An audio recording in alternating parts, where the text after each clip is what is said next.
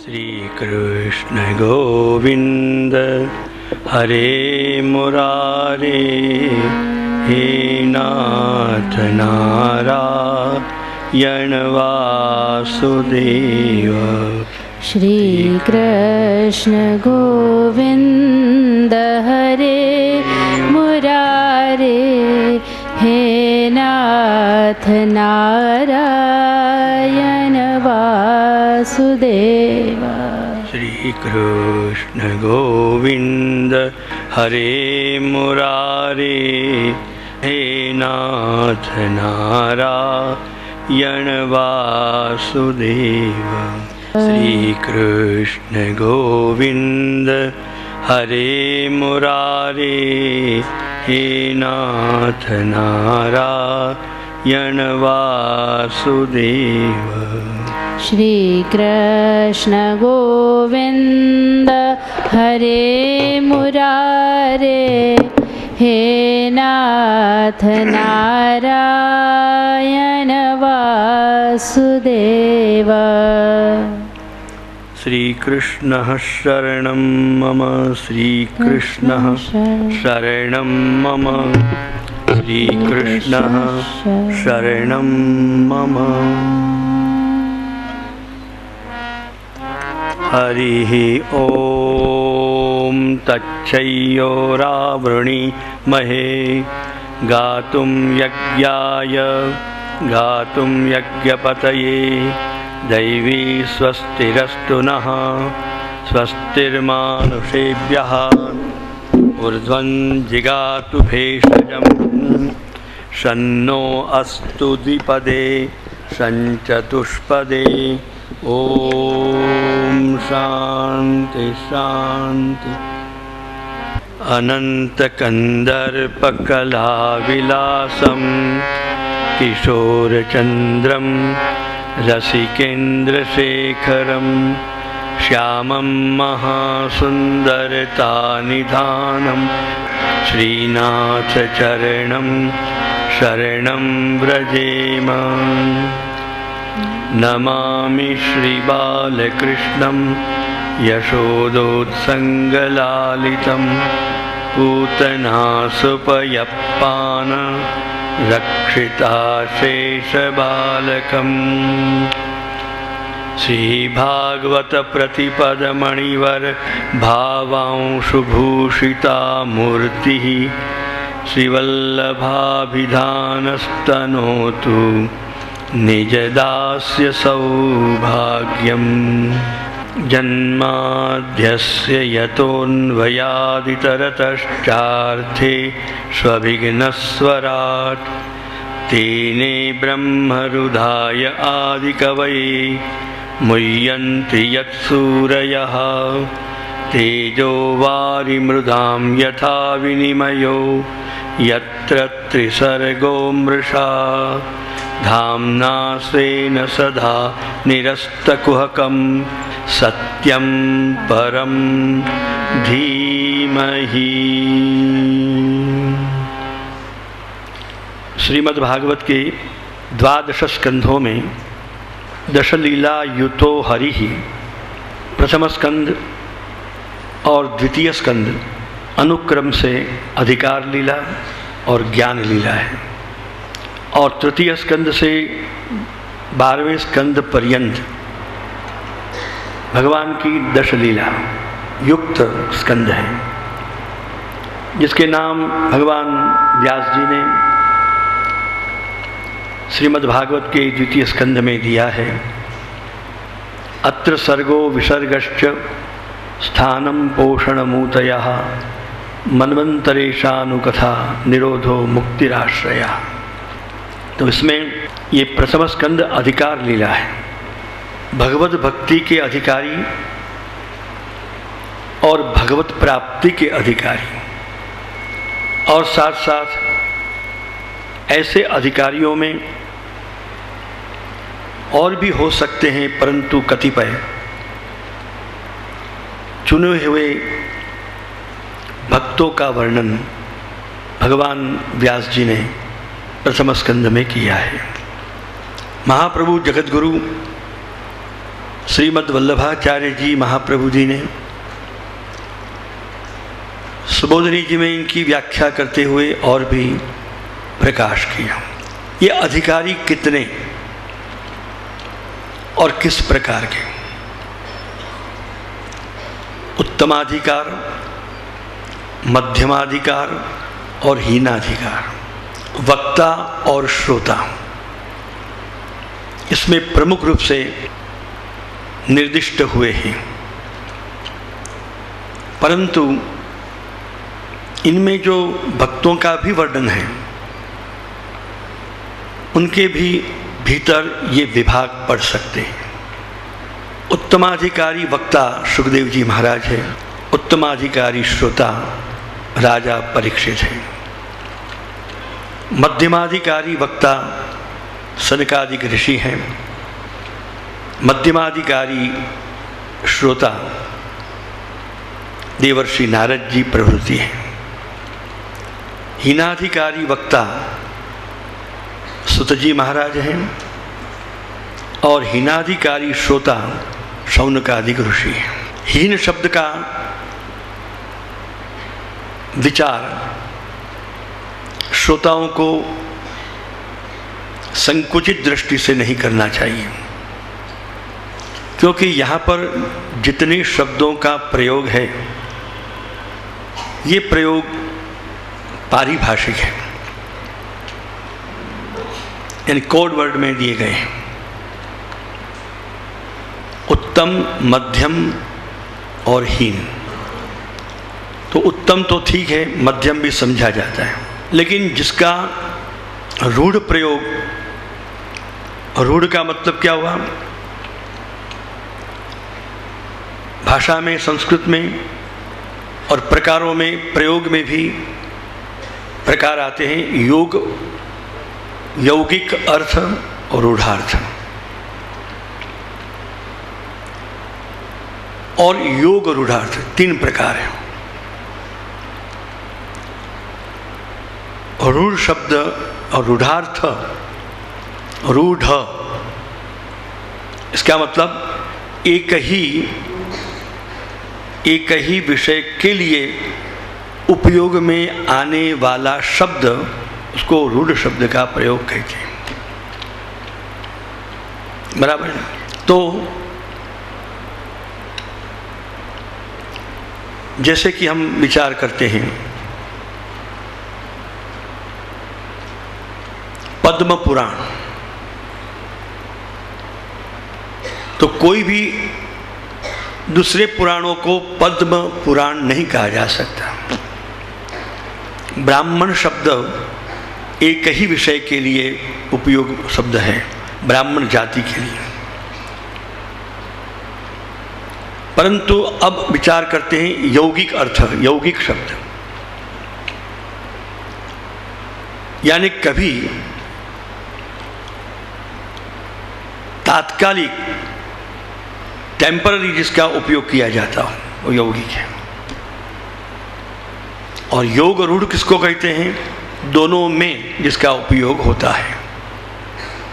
जैसे हमारी संस्कृत में और तत्वज्ञान के क्षेत्र में आत्मा शब्द का प्रयोग योग रूढ़ में है। परमात्मा को भी आत्मा कहते हैं और जीवात्मा को भी आत्मा कहते हैं, दोनों में गया है। इसी प्रकार हरि शब्द एक ही वाचक होते हुए भी सभी अवतारों को भी हरि कहा जाता है, क्योंकि हरि के अवतार हैं तो अवतारत्वेन स्वरूपेण अभिन्न है। तो यहाँ पर हीन शब्द जो का प्रयोग हुआ है, हीन का मतलब हेय, हेय का अर्थ जघन्य, खराब, उस अर्थ में यहाँ पर इसका उपयोग प्रयोग नहीं है। हीन माने जो उत्तम नहीं, जो मध्यम नहीं, वो हीन है। तो हीन का अर्थ खराब नहीं है, ये दोनों में खराब अर्थ में भी इसका अर्थ का इस शब्द का प्रयोग होता है और ये अर्थ में भी होता है, ख्याल में आया। तो यहाँ पर हीनाधिकार माने जो वक्ता श्रोता उत्तम नहीं, जो वक्ता श्रोता मध्यम भी नहीं, पर जो वक्ता श्रोता जिसकी ग्रेड तीसरे नंबर में आती है। परंतु दोनों चाहे उत्तम हो, मध्यम हो के हीन हो, अधिकारी तो है। कल हमने बताया था ना, याद है? यानी ऑथेंटिक अधिकार तो है, अधिकारी तो है, तीनों ऑथेंटिक हैं।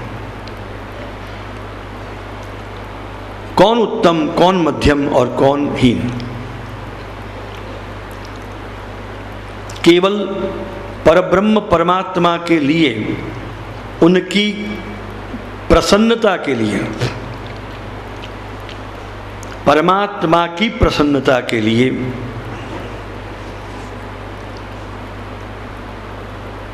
केवल परमात्मा प्राप्ति के लिए,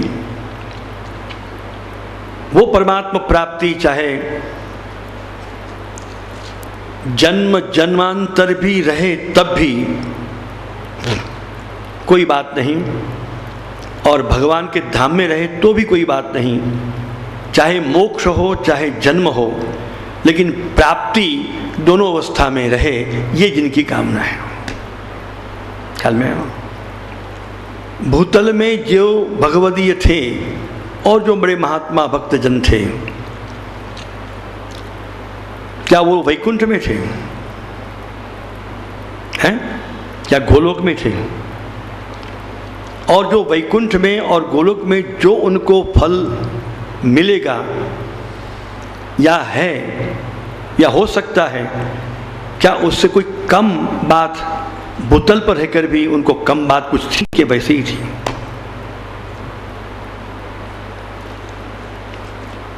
जितने भक्त देखो, बड़े बड़े भक्त देखो भगवान के, वो चाहे गोलोक में हो, वैकुंठ में हो, या अक्षरधाम मोक्षधाम में हो, या पृथ्वी पर मनुष्य के रूप में हो, अभी कोई फर्क नहीं पड़ा, क्योंकि भगवत प्राप्ति का जो प्रकार है दोनों में एक सरीखा उनको प्राप्त है। तो उनके मन में ये बात नहीं रहती कि मैं परलोक में जाके, वैकुंठ जाके ही मेरी भगवत प्राप्ति होगी। वही फल, वही तत्व, वही रस, वही अनुभूति जब हमको यहाँ भी होती है, तो वहाँ शरीर छूटने के बाद भी अगर उनको धाम में भी रह लेंगे तो भी वही होती है। तो फिर उनका वो मोह भी नहीं होता है कि महाराज आपकी प्राप्ति के लिए आपके धाम में हम आए।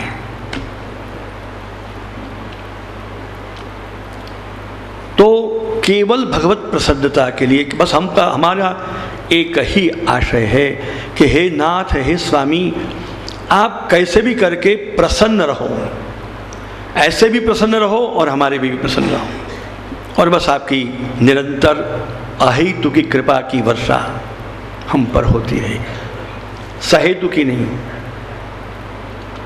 जैसे सकाम भक्ति भी होती है ना, ऐसे सकाम कृपा भी होती है। निरहेतुक भक्ति भी होती है और निरहेतुक कृपा भी होती है। इसलिए हम पुष्टि पुरुष प्रार्थना में क्या बोलते हैं? हे पुष्टि पुरुषोत्तम मेरे प्रभु, आप अपनी अमृतमयी आनंदमयी अहेतुकी कृपा से हम सब में तपत्याग तितिक्षा बल एवं सेवा स्नेह समर्पण का सर्वोच्च आदर्श प्रदान करें, जिससे हम आपके पवित्र प्रेम का एवं परमानंदमयता का रसास्वादन कर कृतार्थ हो जाएं। ये जो कामना है निरहेतुक, ये उत्तम कामना है। ये उत्तमाधिकारी लोग ही इस प्रकार की कामना रख सकते हैं। ये उत्तमाधिकार का द्योतन है। फिर मध्यमाधिकार क्या आया, और ऐसे ही भगवान भी, तूने मेरी इतनी भक्ति की, तूने मेरी इतनी तपस्या की, तूने मेरे इतना किया, चलो उसके बदले में मैं तुमको कृपा करता हूं। तो ये भगवान की सहेतुक कृपा हुई। ध्यान में आया? जोर तो, हे भक्त तुमने मेरे लिए बहुत कुछ किया, चलो मैं उसके बदले में तुमको बहुत कुछ करना चाहता हूं, देना चाहता हूं। और वो दियो, भगवान ने जो दिया, जो कुछ भी दिया, कृपा भी की, तो वो क्या है? भगवान की सहेतुक कृपा है। तो ये उत्तमाधिकारी जो लोग होते हैं वो भगवान को विनम्र विनती करते, महाराज आपकी सहेतुक कृपा, आप तो कृपा बरसाते, वो भी हमारे भाग्य है, पर आप श्री चरणों में करबद्ध सदैन्य विनंती है, आप कृपा भी करें तो निर्हेतुक अहेतुक की कृपा करें, क्योंकि हम तो आपको कुछ करने वाले हैं ही नहीं। कैसी कृपा करें? जो कठोपनिषद, मुंडकोपनिषद की श्रुतियों में वो कृपा का वर्णन है जिसको पुष्टि कहते हैं। नायमात्मा प्रवचनेन लभ्यः न मेधया न बहुना श्रुतेन यमेवैष वृणीते सतेन लभ्यः तस्यैष आत्मा विवृणुते तनुं स्वाम्। अयम आत्मा, अये परमात्मा, न मेधया, बुद्धि की सूक्ष्म जो प्रकृति है, बुद्धि की सूक्ष्म जो स्थिति है, मेधा कहते हैं। बुद्धिमान से भी मेधावी।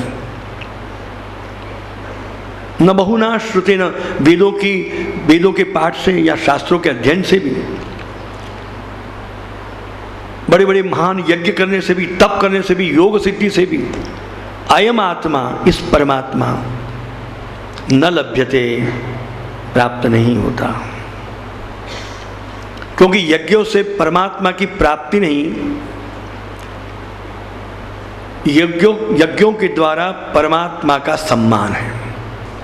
और हवन होम यज्ञ आदि के द्वारा प्रायः 99%, 99% लोग कुछ लौकिक और कुछ लोग अलौकिक आध्यात्मिक पाने की इच्छा से करते हैं।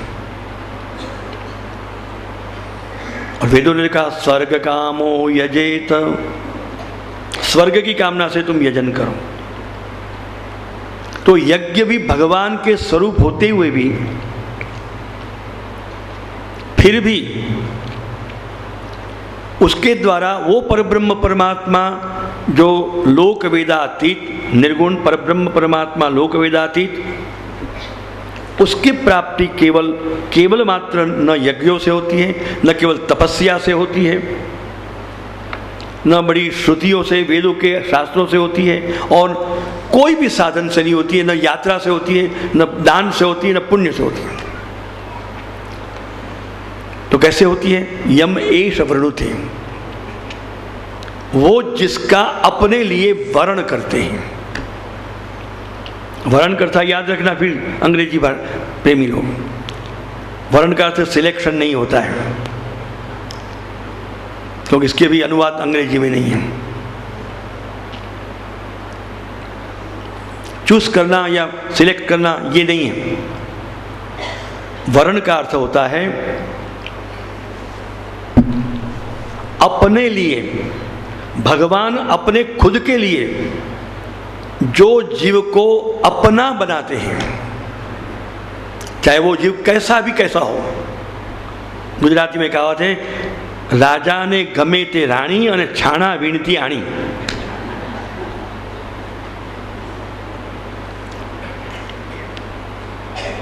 राजा का दिल आ गया, क्यों आया? भाई उनका दिल है, क्यों? इसमें क्यों, वाई, वॉट नहीं चलता है। फिर से बात आ गई कि भगवान के विषय में, तत्व के विषय में, धर्म के विषय में नो वाई वॉट।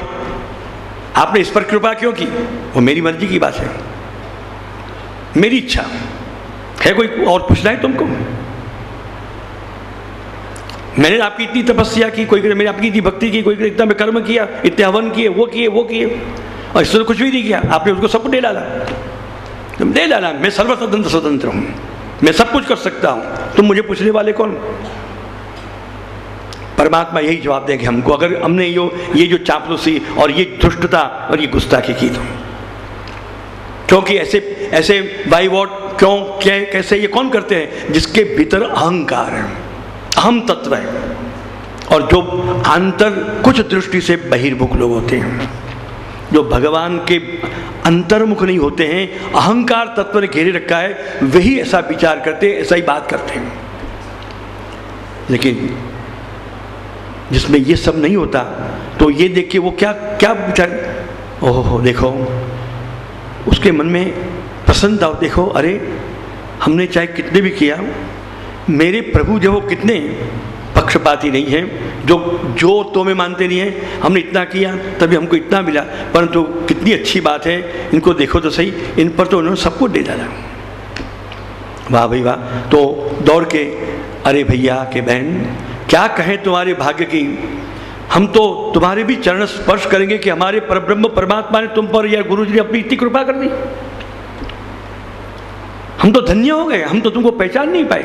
ये भाव उत्पन्न होता है जब अहंकार नहीं होता है, विकृति नहीं होती है। लेकिन सांसारिक लौकिक माइक विकृति वाले लोग वो सोचते हैं ऐसा क्यों किया, ऐसा क्यों किया, आपने अन्याय किया, आपने पार्शालिटी की। ये समझ, आपको ये दर्पण है। और पुष्टि का अर्थ तो कृपा होती है, कृपा निरहेतुक ही होती है, सहेतुक कभी नहीं होती। जो सहेतुक परमात्मा करते हैं वो भगवान का क्या स्वभाव है? दयालु। दया सब पे होती है, कृपा कभी किसी पर होती है, और उसका कोई परिमाण नहीं, चाहे वो किसमें कुछ भी ना हो। गीता जी में परमात्मा ने अपने इस स्वरूप का परिचय दिया, अपि चेत सुदुराचारो भजते माम अनन्य भाग साधु रेव समंतव्य सम्यक व्यवसितो ही सा।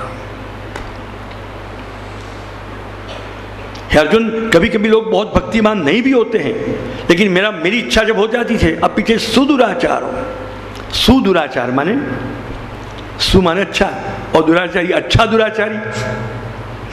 अब शब्द का प्रयोग आप देखिए, बड़ा खराब दुराचारी ऐसा बोलना चाहिए। तो भगवान क्या कहते हैं? सुदुराचारी। सुंदर दुराचरण करना, ऐसा तो नहीं, ऐसा नहीं। सुया शब्द या ये प्रयोग है, यानी बहुत भयंकर में भयंकर, आखिरी कोटि का जो दुराचार करने वाला भी हो, वो भी यदि वो दुराचरण छोड़कर अनन्य भाव से जो मेरी भक्ति, मेरे शरण में आके मेरी भक्ति करता है, तो उसको साधु रेव, उसको मैं सत्पुरुष सज्जन, मेरे अत्यंत उत्तम भक्त बना देता हूं, है नो प्रॉब्लम, कोई समस्या नहीं हमारे लिए। और बना दिया तो वो सज्जन थे। सज्जन कितने भी थे? अहंकार युक्त थे, लौकिक माया में फंसे हुए थे, तो वो मन में कूड़ थे, भगवान के प्रति अश्रद्धा आ जाती, चलो कोई भक्ति के निशान नहीं, ये तो हमने इतनी की तो हमको इतना नहीं किया, कोई कुछ नहीं कर दे दिया है। याद रहे, भगवान, भक्त, भगवतीगण, गुरुजन, इनके साथ कभी भी उनके जो निर्णय होते हैं उसमें इष्ट उष्ट नहीं करना चाहिए, ये दुष्टता है, और जो है उससे भी तुम गिर जाओगे, और ये अखतरा करने जैसा नहीं है। आग में हाथ जलता है कि नहीं, ये जैसे प्रयोग नहीं किया जा सकता है, इसको तो समझा जाता है, और सत्य बात है। तो भगवान को विनती की, महाराज आप हम पर अहेतु की कृपा कीजिए। तो अहेतु कृपा कब होती है? अपनी इच्छा से होती है, विनती करने से नहीं होती है। महाराज मेरे पर कृपा करो, तुमने विनती की और भगवान ने जो कृपा की और तुमने मान लिया कृपा हो गई, तुम शब्द बताओ, भगवान ने तुमको पटाया, निश्चित पटाया। अच्छा, जाते पर कृपा की। याद रहे, जो मांगे से मिलता है वो कृपा होती ही नहीं है। ये सूत्र को ध्यान में रखें। मांगे से मिले वो कृपा नहीं, मांगे से मिले वो दया ही होती है। बिन मांगे जो मिलती है वही कृपा होती है। आपने विनती की और हमने स्वीकार कर ली, ये कोई बात नहीं हुई। आपने कोई विनती नहीं की और हमने आपकी बात की, आपके मन की बात को जान के आप हमें ऐसे ही आपको कुछ दान दे दिया, तो वो कृपा है। ध्यान में आया? इसे ठाकुर जी कहते हैं अजामिलादि दोषाणाम नाशको न भवे स्थिता। अजामिल में क्या था, आगे चल की कथा आएगी। तो उत्तमाधिकारी कौन है? भगवान की अहेतुकी कृपा की ही कामना करने वाले और कोई भी प्रकार के कामना रहित भगवत कर्म करने वाले, भगवत भक्ति करने वाले, ये उत्तमाधिकारी हैं। ऐसे वक्ता भी ऐसे होते हैं, ऐसे ही होते हैं। और उत्तमाधिकारी श्रोता कैसे होते हैं? मुझे ये सत्संग करूँगा तो मुझे मोक्ष हो जाएगा, मैं ये सत्संग करूँगा, ये भागवत सुनूंगा तो मुझे वैकुंठ प्राप्ति हो जाएगी, मुझे भगवत प्राप्ति हो जाएगी। चलो, तो ये करने जैसा है। तो ऐसा नहीं। ये कौन है? ऐसे करने वाले कौन है? मध्यमाधिकारी हैं। परंतु नहीं, मुझे जन्म हो या मोक्ष हो कुछ फर्क नहीं पड़ता, तुम जैसे भी रहो, बस विनती ऐसी है कि आप हमारे साथ रहें और हम आपके पास रहें, आपकी सेवा मिले, आपके चरणों में आश्रय रहें। ये भाव से जो कर्म होता है वो उत्तमाधिकार कर्म। तो अब देखिए आगे चल के इसका, अभी यहाँ पर ऐसे होते ना कि इस वस्तु को थोड़ी यहाँ रहने देते हैं। 19वें अध्याय में इसका उत्तमाधिकार कैसे, वो आपको पता चल जाएगा। तो राजा परीक्षित ने इसी भाव से श्री भागवत का श्रवण किया, अपने आत्मा के कल्याण के लिए भी नहीं, भगवत प्राप्ति के लिए भी नहीं, केवल मेरे कृष्ण प्रसन्न हों और मैं इनका आश्रित बना रहूं, इसके लिए की। ऐसे महाप्रभु श्री वल्लभ ने उनको उत्तमाधिकारी श्रोता कहा और बिना बुलाए, बिना आमंत्रण किए हुए कृपा करके हमको भागवत श्रवण कराओ, ये विनती करे बगैर सुखदेव जी महाराज स्वयं चल के पधार गए उन पर कृपा करने के लिए। इसलिए उत्तमाधिकारी वक्ता है, कोई आमंत्रण से नहीं पधारे।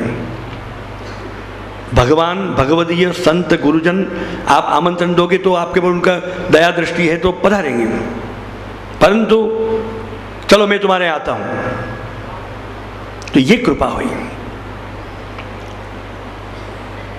दुर्योधन को मेवा त्यागे और भाजी विदुर घर खाई, द्वार खटखटाया, भाभी जी कौन है, इतना सुंदर सुमधुर स्वर कौन का है? अरे मैं कृष्ण।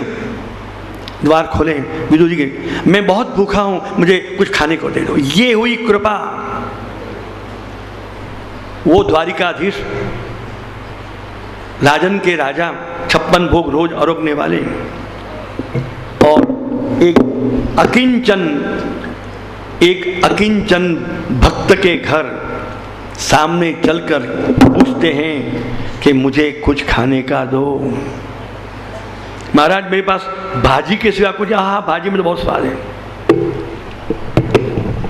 और ये इसको बिन मांगे मिले सो ये कृपा।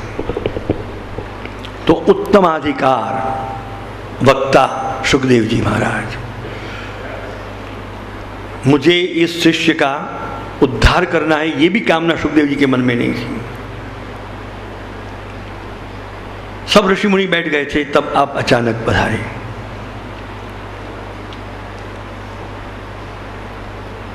अभी आपने श्रवण, और मध्यमाधिकार सनकादिक ऋषि नारद जी, वो वो वैकुंठ वगैरह उत्तम लोक की प्राप्ति के लिए, मोक्ष के लिए उनका प्रयत्न था। ध्यान में आया? इसे से महाप्रभु ने उसको मध्यमादि करा। वो और श्रोता भी ऐसे थे, वक्ता भी ऐसे थे। लौकिक कामना नहीं थी, पर बहुत ये कामना थी, परंतु थे निष्काम। दोनों पक्ष में निष्काम भाव था, परंतु एक वैदिक अलौकिक सकामता थी, एक में अलौकिक निष्कामता थी। परंतु सूजी महाराज को भले व्यास जी की आज्ञा थी, लेकिन उनको उनका जो भागवत कथा श्रवण कराने का जो क्रम था वो व्यावसायिक था, और उनके जो श्रोता थे वो अपने पाप को क्षय करने के लिए, पुण्य कमाने के लिए श्रोता श्रवण कर रहे थे। ये समझना, कोई भी हेतु से कोई कथाकार कथा करता है तो वो हीनाधिकारी वक्ता है, और कोई भी हेतु से, लौकिक हेतु से, जो वक्ता का हेतु लौकिक है और जो श्रोता का हेतु भागवत के लिए लौकिक है, उनको श्री महाप्रभु जी हीनाधिकारी वक्ता श्रोता मानते हैं। तो क्या उससे उसके द्वारा भागवत की कथा का श्रवण करने पर क्या फल प्राप्त होगा? और फल होगा तो कौन सा फल प्राप्त होगा, ये समझो। आजकल ये चर्चा बहुत चलती है। कुछ पाखंडी सिद्धांतवादी लोग, चाहे हम में से हों या वैष्णव में से हों, जो सिद्धांत के नाम पर दुष्प्रचार करते हैं, ये आए दिन लोगों को बहकाते हैं, भ्रम में डालते हैं। इनके लिए मैं बात करता हूँ। कैसी ऐसे वक्ताओं की सुननी नहीं चाहिए।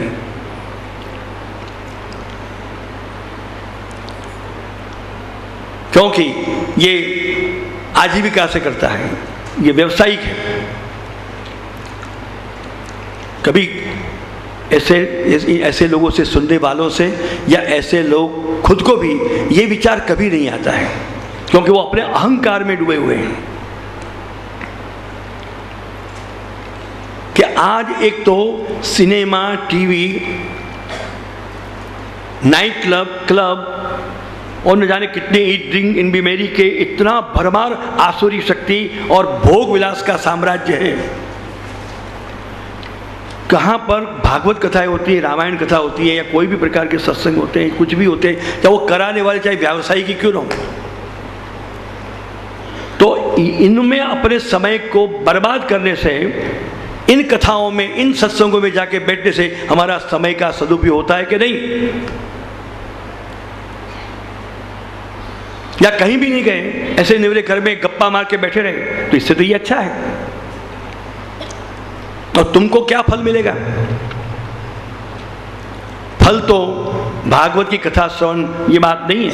फल तो कौन को कैसा, किस प्रकार का मिलेगा, वो बात तो ठाकुर जी पर छोड़ो। और ठाकुर जी कहते हैं, भगवान कहते हैं, यादृशीर भावना यस्य सिद्धिर भवति तादृशी। जो जिसकी जिस प्रकार की भावना होती है, उसी को उसी प्रकार से भगवान फल देते हैं। तो व्यावसायिक भागवत कथाकारों के कथाओं का भी श्रवण करके यदि तुम्हारे मन में उत्तमाधिकारी श्रोता की भावना है, तो उसी भागवत से तुमको भी उत्तम फल ही प्राप्त होगा। तो तुम्हारी भावना श्रेष्ठ है, वक्ता की हो के नहीं। एक साइंस का प्रोफेसर, एक कॉमर्स का प्रोफेसर, या कोई भी सब्जेक्ट का प्रोफेसर, वो जो पढ़ाता है वो पगार लेके तुमको पढ़ाता है? विद्या मोल लेके नहीं पढ़ाई जाती है, शास्त्र कहता है। फिर भी पढ़ाते हैं कि लोग स्कूल में पैसा लेके ही पढ़ाया जाता है, सब में पैसा प्रधान है। और कोई अच्छे भी है, क्योंकि वो पढ़ाने वाले का महत्व नहीं होता है, तुम पढ़ने वालों में कैसी निष्ठा है, तुम कैसी मेहनत करते हो, तुम किसी प्रकार से उसके लिए आलू खा के पीछे पड़े हो बढ़ने के लिए, उस पर फल मिलता है, उसमें रिजल्ट मिलता है। ध्यान में आया? ये समझने की बात है। तुमको कोई ने मंत्र दीक्षा दी, वो कैसा भी है, लेकिन तुमने उस मंत्र दीक्षा लेकर भली भांति अनुष्ठान करके, भगवत भक्ति करके, उसके नियमों को पालन करके तुमने जितना किया होगा, जिस क्रम से किया होगा, उतना तुमको फल मिलेगा। क्योंकि भगवान के मंत्र जो दीक्षा में हमें प्राप्त होते हैं, वो मंत्रों में शक्ति है। देने वालों की अपेक्षा जो मंत्र है उसमें वो शक्ति है, भगवान नाम में शक्ति है। और जो ट्रेडिशनली परंपरागत जो मंत्र चले आते हैं, उसके जो मूल परमात्मा के कोई भी स्वरूप ने उन फाउंडर गुरु को, संस्थापक गुरु को जो मंत्र दिया है, उनकी परंपरा में जो होता है, वो महागुरु की भी बड़ी शक्ति होती है। और उस पर निर्भर होके विश्वास के साथ अगर कोई चला जाता है, साधना करता है, तो उसको सफलता, भगवत प्राप्ति होती है या लौकिक की प्राप्ति होती है, सब कुछ प्राप्ति होती है। याद रहो, देने वाले का महत्व नहीं, लेने वाले का सबसे ज्यादा महत्व है। देखिए, सुखदेव जी महाराज इतने उत्तम वक्ता थे, कितने हजारों लोग वहां भी बैठे थे, सैकड़ों लोग। परीक्षित भी प्रमुख श्रोता थे, लेकिन सभी को उत्तमाधिकारी श्रोता नहीं कहा गया है। उत्तमाधिकारी सुखदेव जी के श्रोताओं में भी सभी उत्तमाधिकारी नहीं थे, बराबर है। और सुत जी महाराज के हिनाधिकारी वक्ता में भी उत्तमाधिकारी श्रोता भी थे। उनकी भागवत श्रवण करके भी लोगों को मोक्ष मिला है, ये नहीं मिला ऐसी बात नहीं। क्यों मिला? कि तुम्हारी भावना कैसी है, तुम्हारी निष्ठा कैसी है, तुम किस प्रकार से, किस दृष्टि से, किस ढंग से तुम साधना करते हो। तुम्हारी जैसी साधना, ऐसी ही सिद्धि तुमको मिलेगी। साधना प्रकार सिद्धि, ये याद रहा। तो ये आजकल के लोगों में जो भ्रम फैलाया जा रहा है, उस भ्रम को निरसन करने के लिए श्री महाप्रभु जी हम सबको ये सुनाया है कि मेरे नाम से जो ये खोटी खोटी बातें करते हैं, उनके पाखंड को चीरो और उनके पर्दाफाश करो, ये पाखंडियों को, जो मेरे नाम से ये गलत बातें सब लोगों को कह रहे हैं। आप समझो, अब ये उत्तमाधिकारी अधिकार का वर्णन इस अधिकार लीला में हुआ है। इसी प्रकार भीष्म भगवान के भक्तों में भीष्म दादा हैं, कुंता जी हैं, युधिष्ठिर हैं, और भी भक्तों के वर्णन प्रथम स्कंद में आते हैं। उनमें भी इसी प्रकार की परिगणना करने में आई है। तो ऐसे तत्व को निरूपण करने का जो स्कंद है, वो अधिकार लीला है। और ये 12 स्कंद, द्वादशांगो वै पुरुषः, 12 अंग वाले जो पुरुषोत्तम, इनके एक एक श्रीअंग के स्वरूप एक एक अध्याय है। अभी आपने राजा परीक्षित ने ऋषि के गले में सर्प मरा हुआ पहना दिया। आपने सुना कि कली राजा का निग्रह किया, मृत्यु दंड देने के लिए सम्राट परीक्षित तैयार हो गए। और परीक्षित कैसे सम्राट थे आपको पता है? आप नहीं मानेंगे, पूरी पृथ्वी पर उनका साम्राज्य था, बिगेस्ट एम्पायर। कोई पृथ्वी का एक हिस्सा ऐसा नहीं था जो उनके अंडर में नहीं था। ऐसे बड़े सम्राट। तो कली राजा को उसने निग्रह किया धर्म की रक्षा के लिए। मृत्यु दंड देने वाले थे। तो कलयुगी मानस कैसा होता है? कलयुगी मानस कैसा होता है? तो कहते हैं जीवतो नर भद्रा पामे। अब तो समझा, पुराने लोग हो ये समझ जाएंगे, आज के नए लोग नहीं समझेंगे। ये कहावत पुरानी है गुजराती में। वो कहते हैं अरे एक बार कोई मारवा आ भी जाए, एक बार कोई मारने आ जाए, કોઈ બી વાતે જેમ તેમ કરીને પણ એકવાર તો જીવતો રહે તો પછી બધું દેખું જશે. एक बार जिंदा निकल जा फिर सब देखा जाएगा. अणी चुक्यो 100 वर्ष जीवे, यानी एक छोटी सी वस्तु को भी अगर वो चुका दी तो फिर 100 वर्ष जी गया. तो कली यानी डिप्लोमेसी, कूटनीति. तो कली ने ये मारने के लिए तत्पर हुआ है. मुझे अपने आप को बचाना है और मुझे अपने आप को बचा के इसने मुझे मारने की चेष्टा की, फिर इसको सीधा करना है.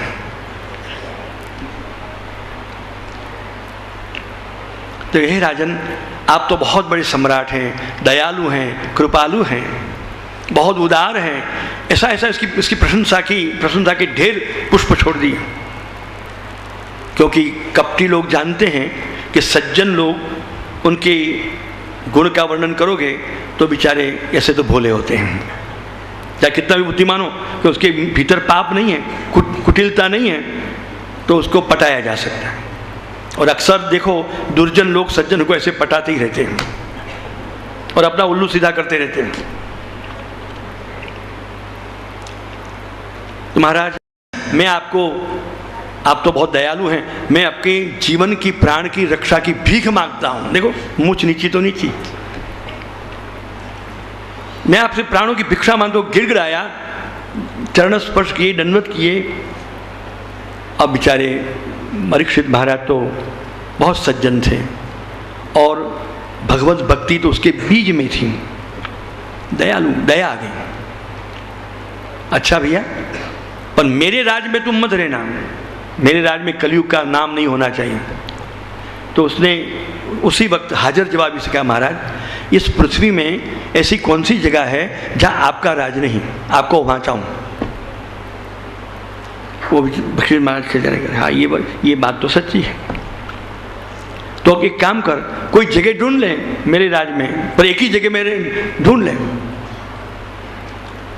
तो महाराज कली राजा वो बोल रहे थे, सीधी कली राजा की दृष्टि गई परीक्षित राजा के राज मुगट पर जो सोने का हीरा रत्न से भरा हुआ था, उसकी नजर गई. हाँ, अब बात पकड़ में आ गई, अब ये पट्टा मेरी चुगल में आ जाएगा. महाराज सबसे पहले मुझे पैसे में और सोने में स्थान दीजिए, मैं वहाँ रह जाऊँगा, गोल्ड में. अच्छा बस इतना ही, तू रह जाएगा? हाँ. 2-4 वस्तु मांग ली. अभी शास्त्री जी ने कही, जुए में स्थान दो, और बहुत सी बातें 2-4 कही. तथास्तु, जहाँ मैंने तुम्हें रह दी. अब क्या बात थी, जैसा उसने स्थान दिया, तू मुझे मारने चला था, अब मैं तुझे सीधा करता हूँ. मुझे सोने में स्थान दिया ना, तो तेरे मुगट में भी सोना है. वो कलयुग सीधा ही परीक्षित राजा के सोने के मुगट में प्रविष्ट हो गए. और प्रविष्ट होके, मुगट क्या होता है? माथे में. ब्रेन, बुद्धि, ये सब कहाँ होती है? ऊपर. तो उसने उसको दुर्बुद्धि की प्रेरणा दी. आप समझे? हम भगवान को दंडवत प्रणाम क्यों करते हैं? दंडवत क्यों करते हैं? एक तो प्रणाम होता है, एक दंडवत प्रणाम होता है. समान को जयराम जी की करके प्रणाम क्यों होता है? भारतीय संस्कृति मुझे बड़ों को मस्तक झुका किया जाता है, लेकिन भगवान, गुरु, संत, भक्त, भगवती को दंडवत साष्टांग होके प्रणाम किया जाता है. क्योंकि वो मत्था, मस्तक है ना, इसको मोस्ट सिक्योर करने के लिए हम भगवान के चरण में उसको रख लेते हैं, ताकि कलयुग का उस पर प्रवेश. ध्यान में, आपके श्री चरणों में मैंने मस्तक रखा. क्यों? हे प्रभु, आपके श्री चरणों में मेरा मस्तक रहेगा तो मेरे भीतर कोई की ताकत नहीं, कोई एरे गरे नथु बैठ जाए, कोई आसुरी शक्ति प्रवेश कर सके. इसलिए हम चरण स्पर्श करके आंखें में लगाते हैं. क्यों? कि आंखों में ही दोष का दर्शन होता है. तो पहले तो आंख को सुधारो, फिर मस्तक पर हाथ रखते हैं, तो मस्तक पर आपका चरणारविंद का हम कराते हैं। फिर हृदय में हाथ रखते हैं कि हमारा हृदय अंतःकरण भी पवित्र हो, आपके चरणारविंद सदा विराजें। तो कलयुग बैठ गया, दुर्बुद्धि उसकी प्रेरणा गलत मस्तिष्क में की, और वो बुद्धि की दुर्बुद्धि प्राप्त करने पर कलयुग की प्रेरणा से उसने ये गलत काम, ये दुष्टता की, सांप को मारा और मार के गले में पहना दिया ऋषि के। लेकिन एक बात बहुत समझने की होती है, समझने की बात क्या है, एक प्रकार सामान्य लौकिक जनों के लिए होता है और एक प्रकार अलौकिक भगवदीय जनों के लिए होता है। प्रकार तो दोनों के एक सरीखे होते हैं, परंतु तंत्र अलग अलग होता है। उसका जो तंत्र होता है यानी ऑर्गेनाइजेशन, संचालन अलग है। जैसे प्लैनेट्स, ग्रह, तारक, तारा, कुंडली, जन्माक्षर, भगवान भी अवतार लेते हैं तो ऐसा ही ग्रह बना देते हैं, अपनी कुंडली खुद तैयार करते हैं। तो भगवदियों की जो कुंडली होती है, जन्माक्षर होते हैं, वो बनाने वाले भगवान स्वयं होते हैं, और आम जनता की जो होती है वो भगवान का नेटवर्क, बड़ा भारी विश्व का संचालन है, वो बनाता है। प्रकार तो सब में एक प्रकार आया, सुख दुख, आदि व्याधि, उपाधि, रोग, सब एक प्रकार होते हैं। परंतु भगवदियों की कुंडली में, भक्तों की कुंडली में भगवान ने इस प्रकार जो दुनिया में लगे कि ऐसा क्यों, परंतु वो भगवान की लीला को कोई नहीं जानता, वो खुद इसलिए बनाया होता है कि इसके द्वारा मुझे बहुत कुछ भक्तों का हित करना है। परीक्षित राजा के मन में अहंकार था, मैं इतना सम्राट, और एक ब्राह्मण, मैं आया और खड़ा नहीं हुआ, मैं से बोलता नहीं है, मुझे उपेक्षा करता है। मैं कौन? सम्राट विश्व का। ये तो एक ब्राह्मण है, ये ऋषि है। अरे ऋषि कोई मामूली है, गुरु स्थान पर बैठे हैं। पर अहंकार से बड़ों का सम्मान, गुरु का सम्मान, अतिथियों का सम्मान, आम प्रजा का सम्मान अहंकार मनुष्य नहीं करता। तो ये कुकृत्य किया। परंतु यहाँ पर एक शब्द का प्रयोग फिर से सुध जी महाराज करेंगे, विष्णुरातम। परीक्षित कौन है? परीक्षित के कई नामों में एक नाम है विष्णुरात। विष्णु माने कृष्ण, कृष्ण ने जिसकी रक्षा की, ऐसे विष्णुरात। उत्तरा के गर्भ में ब्रह्मास्त्र का प्रयोग अश्वत्थामा ने किया, और गर्भ में परीक्षित राजा थे, उसको नष्ट भ्रष्ट करने की कोशिश की।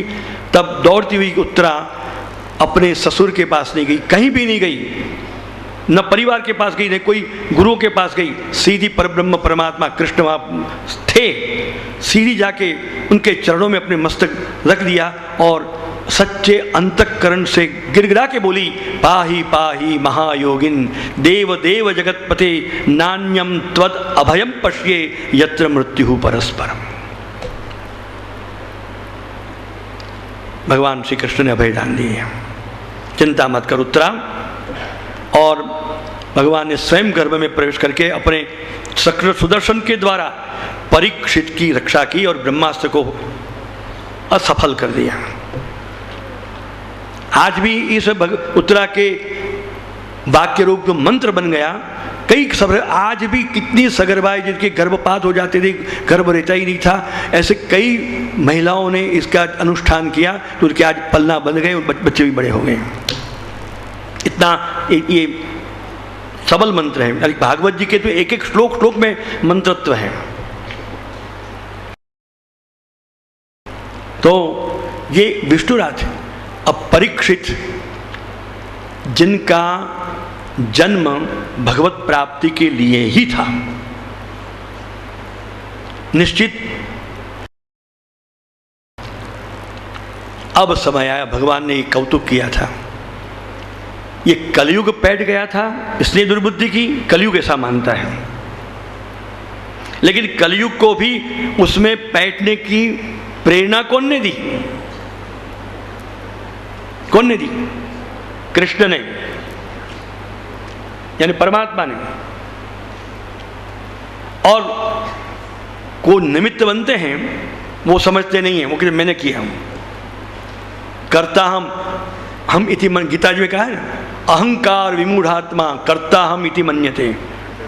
विमूढ़ आत्मा मैं ही करता हूं ऐसा मानते हैं, करने करता हरता तो मैं हूं। और परीक्षित को दुर्बुद्धि भी ऐसी भी हुई और ब्रह्म के शाप दिलवाया, ऋषि कुमार का शाप दिलवाया। और शाप दिलवाते ही जब अपने राज्य में आए तब वो जो पूर्व के संस्कार, उत्तरा के संस्कार, कुंता जी के संस्कार, अर्जुन के संस्कार, पांडवों के संस्कार और भगवान का गर्भ में ही जो दर्शन प्राप्त हुए थे वो संस्कार एकदम जागृत हुए, एकदम वैराग्य उत्पन्न हुआ। अरे रे मैंने बहुत खराब काम किया और पश्चाताप हुआ। पश्चाताप की अग्नि से वो जलने लगे राजा परीक्षित, और इतने पश्चाताप की अग्नि में जले, इतने जले कि उनके जितने भी दोष थे वो जल के खाक हो गए। और जल के जब दोष खाक हो गए तो पश्चाताप शमन हो गया। ये बात एक बहुत महत्व की है। ठाकुर जी जिस पर अपना बनाने की कृपा करते हैं तो एक बार पश्चाताप की अग्नि में जला के उसका दोष खत्म करते हैं, फिर कायम के लिए उसका पश्चाताप नहीं, हाँ मैंने बहुत खोटा किया, मैं तो ऐसा हूँ, मैं तो बहुत पापी हूँ, मैं पापी हूँ, पापी हूँ, पापी हूँ, पापी, उस करके मर जाना, ये तो और भी खराबी बात है। महाप्रभु जी को ये अच्छा नहीं लगा। सूरदास मौसम कौन कुटिल खलगामी, महाप्रभु कहते हैं सूर्य क्यों खिखियाता हूँ, तुम तो भगवान के भक्त हो, तुम्हारे भीतर जो परमात्मा बैठे हैं और तुम उनके कृपा के पात्र हो, कौन अपने आप को इतने हीन समझते हो, है ना? तो पश्चाताप की अग्नि में इस परीक्षित राजा को भगवान ने जलवाया विप्र के शाप के द्वारा, परंतु उसको अग्नि की जब दोष निकल गए तो उसको शांत भी कर दिया। और शांत करने के बाद क्या सुंदर, ऐसे में सुंदर फल क्या मिलता है? वैराग्य, विरक्ति। क्योंकि परमात्मा में अनुरक्ति, परमात्मा में अनुराग जब दुनिया से विराग होता है तब होता है। ये कितने अच्छे, एक अच्छे लोग होते हैं, मनुष्यों के लिए उनकी मति के अनुसार, उनकी बुद्धि के अनुसार कई लोग उनके लिए अच्छे होते हैं, पर कुछ लोग सच्चे होते हैं। क्या? कुछ लोग सच्चे होते हैं, कुछ लोग अच्छे होते हैं, कुछ लोग कच्चे होते हैं और कुछ लोग बच्चे होते हैं।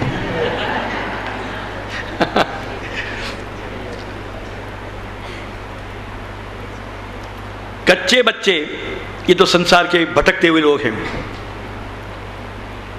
आध्यात्मिक तत्व को जानने वाले जो लोग होते हैं वो अच्छे लोग होते हैं, लेकिन जो भगवदीय परमात्मा की कृपा पात्र बड़े महान पुरुष होते हैं, भक्त लोग होते हैं, वो क्या होते हैं? सच्चे होते हैं। सच्चे का मतलब सत्य, सत्य नाम का परमात्मा का जो धर्म गुण है उनको प्राप्त किए हुए होते हैं। तो सच्चे और अच्छे की पहचान नहीं होती, क्योंकि इंसान बच्चा है और कच्चा है। जैसे बच्चे को पता नहीं चलता है ना, और कच्चा आदमी होता है उसको भी पता नहीं चलता है। तो दुनिया में अपने बहन में बहुत बुद्धिमान हुआ है, समथिंग, मैं बहुत पॉलिटिशियन हूँ, बहुत डिप्लोमेटिक हूँ, क्या हुआ? तो भी महात्मा रूप के तू बच्चा है, कच्चा है। परंतु जब पहचान होती है कि नहीं ये मैं कच्चा हूँ, मैं बच्चा हूँ, ये सब कच्चे बच्चे हैं, अब मुझे इससे कोई सरोकार नहीं, मुझे इससे कोई संबंध नहीं, छोड़ो इनको और पकड़ो सच्चों को और अच्छों को। पकड़ो पहले अच्छों को, और पकड़े अच्छों को, अच्छों के सत्संग से मिल गया सच्चे लोग, और सच्चे मिल गए, सत्य भगवान मिल गए। तो कब होता है? ये कच्चे बच्चे अच्छे नहीं, ये सच्चे नहीं, ये अनुभव होना ही वैराग्य है। आप समझे? साधना पथ में ये वैराग्य है। वैराग्य ये बहुत सुंदर, ये केवल वेशभूषा से या कोई वस्तु को छोड़ने से सच्चा वैराग्य नहीं होता है, परंतु इस प्रकार की अनुभूति होती है कि ये जो कुछ भी भगवान के लोग हैं, मुझे इससे नफरत नहीं है। कच्चे हैं, बच्चे हैं, इनको छोड़ो, पर मुझे इनके प्रति कोई नफरत नहीं, नो हेटिंग। हाँ, याद है, अब इसके प्रति नफरत से तुमने छोड़ा तो अच्छे सच्चे नहीं मिलेंगे। ये जान लो कि ये इसमें मुझे पढ़ने जैसा नहीं, भगवान की लीला माया है, भगवान जाने और तुम जानो, मुझे तो अच्छे सच्चों को पकड़ना है। ये भाव को ही वैराग्य कहते हैं। और विरक्ति, भगवान के सिवा, भक्तों के सिवा हमारे लिए कोई भी अच्छा सच्चा नहीं, इसको कहते हैं, बोलो, वैराग्य, विरक्ति। यही विरक्ति, चाहे वो गृहस्थी हो, संसारी हो या कोई भी हो, इस प्रकार की विरक्ति जब प्राप्त हो गई कोई भी आश्रम में, तो वो विरक्ति है। राजा परीक्षित ने कोई संन्यास थोड़ा लिया था, जो साधु थोड़ा बन गया था। राजा परीक्षित को सुखदेव जी महाराज कहते हैं कि विरक्ति हुई, सच्चे अच्छे का ज्ञान हो गया, सच्चे अच्छे में निष्ठा हुई, तब उसको चला। क्या हुआ? अब ये इसमें सार नहीं है। चलो, परीक्षित जी का, अरे मैं सम्राट होकर कृष्ण को भूला, अपने आप को भी भूला, महापुरुषों को भी भूला, बड़े भगवदियों को भूला। नहीं नहीं, ये नश्वर साम्राज्य किस काम का है? क्या ये मेरे साथ आने वाला है? ये वैराग्य, ये मेरे साथ आने वाला नहीं। मुझे हाथ पकड़ के ले जाएंगे, वो कौन? ये अच्छे सच्चे लोग, ये लोग नहीं, ये साम्राज्य वाले नहीं, ये प्रधानमंत्री और ये सब नहीं, ये कोषाध्यक्ष नहीं। तो मुझे अब कृष्ण की भक्ति करनी चाहिए, और जिन्होंने मेरी रक्षा की है, मेरे पर अपार कृपा की है, आज भी कृपा मेरे 3-3, 4-4 पीढ़ी से करते आए हैं, वो परब्रह्म परमात्मा करुणा वरुणालय कृपा पारावार ऐसे वासुदेव श्री कृष्ण का मैं शरण ग्रहण करके, उनका दृढ़ आश्रय प्राप्त करके, उनकी प्रसन्नता के लिए शेष जीवन को मैं बिताऊं। फिर मुझे चाहे वो जन्म जन्म दे, चाहे मुझे अपने पास रखे, जो भी इनकी इच्छा हो करो, बस मैं उनकी प्रसन्नता के लिए सब कुछ करूंगा। मेरी अपनी प्रसन्नता की कोई महत्ता नहीं, दूसरों की प्रसन्नता की तो बात ही पूछना नहीं। हे कृष्ण, तुम प्रसन्न तो मेरा कार्य सफल है। और इस प्रकार का जब हो गया तो संकल्प किया, और संकल्प किया तो क्या इसमें शब्द आया हरि। श्री हरि के चरणारविंद से प्रकट जो हुई हैं परम पावनी भगवती गंगा जी, इससे बढ़कर और क्या स्थान होगा कि हरि के चरणारविंद का मुझे दृढ़ आश्रय, और ऐसा आश्रय कि जहां मैं पूर्ण रूप से सुरक्षित हूं, मुझे वहां आश्रय प्राप्त करना है। तो चरणारविंद के आश्रय को प्राप्त करना है तो चरण में से प्रकट हुई गंगा जी के तट पर ही मिलेगा। ये मर्यादा भक्त था। तो सब एक ही झटके से, हो एक ही, या बोलते हैं एक ही झटके से पूरे साम्राज्य को छोड़ दिया, राजकाज को छोड़ दिया, और बेटे जन्मेजय को सिंहासन पर बैठा के, अब तुम जानो, तुम्हारा काम जानो, कोई भी बात अब मुझसे पूछने आना नहीं, लौकिक बात कभी करना नहीं, तुम्हारा मेरा कोई संबंध नहीं, कोई पिता नहीं, कोई पिता नहीं, कोई संबंध नहीं, मेरे तो गिरधर गोपाल दूसरों न कोई, मेरे तो कृष्ण के सिवा कुछ नहीं है। अब तुम्हारा साम्राज्य रहो न रहो, मुझे कोई फर्क नहीं पड़ता, अब तुम जानो, और भगवान कृष्ण की कृपा का स्मरण करते सब कुछ करना। और वो गंगा जी के तट पर दक्षिण की ओर बैठ गए, दक्षिण तट पर उत्तराभिमुख होकर विराजमान हो गए। वो दक्षिण तट गंगा जी का कहते हैं, जिसको आज सुखताल कहा जाता है, गंगा जी का वहाँ स्थित पावन एकांत स्थल, सुरम्य स्थिति, बहुत सुंदर वर्णन किया कि गंगा जी के आसपास के सब पूरा क्षेत्र इतने पर्वतीय, वृक्ष, हरियाली और इतने प्रकृति का इतना सुंदर वर्णन भागवत में सुखदेव जी महाराज ने किया कि ऐसे सुंदर सुरम्य स्थल जहाँ भगवती निर्मल प्रवाह गंगा जी का अविरत प्रवाहित होता रहता है, और वहाँ श्री कृष्ण का चरणारविंद का स्मरण करते हुए राजा परीक्षित वहाँ अपने भीतर आत्मा, मन, बुद्धि, चित्त, अहंकार को समेट कर मनोनिग्रह, प्राण निग्रह, चित्तवृत्ति का निग्रह, सब पथ का निग्रह करके भगवान श्री कृष्ण की में अपना मन पिरोने के लिए जब वहाँ पधारे और विराजमान हो गए और भगवान के ध्यान में मग्न होने ही वाले थे, तब श्री कृष्ण गोविंद हरे मुरारे हे नाथ नारायण वासुदेवा। मधुर मधुर भगवान नाम की ध्वनि दूर दूर से सुनाई दे रही थी। वीणा बज रही थी, तान वो एक तारा बज रहा था, मंजीरे बज रहे थे, सुंदर ध्वनि एक स्वर में स्वरित हो रही थी। और देखते देखते ओहो कितने ऋषि, कितने मुनि, कितने भक्त, और जिनकी अगुवाई कर रहे थे देवर्षि नारद जी हैं, बड़े बड़े संत भक्त वैष्णव वहाँ धीरे धीरे आए तो हो झुंड के झुंड, झुंड के झुंड, और सब राजा परीक्षित विराजमान थे। उसके आसपास इर्द गिर्द आके खड़े हो गए। तब राजा परीक्षित ने खड़े होकर उनके समूह का एक साथ एक ही तंत्र में 3 बार साष्टांग दंडवत प्रणाम करके उसका सुस्वागत करके अपने अनुनय विनय अभिव्यक्त किया और बड़ा अपना अहोभाव व्यक्त करते हुए कहा कि आज आप लोग का दर्शन मुझे हो गए। मैं जब भगवान को रिझाने चला हूँ तो आप भक्तगण, मुनिगण, अरे कितना मेरा महान सौभाग्य है कि आप अनायास यहाँ पधार गए। तो इन सबों ने क्या आज्ञा की, राजन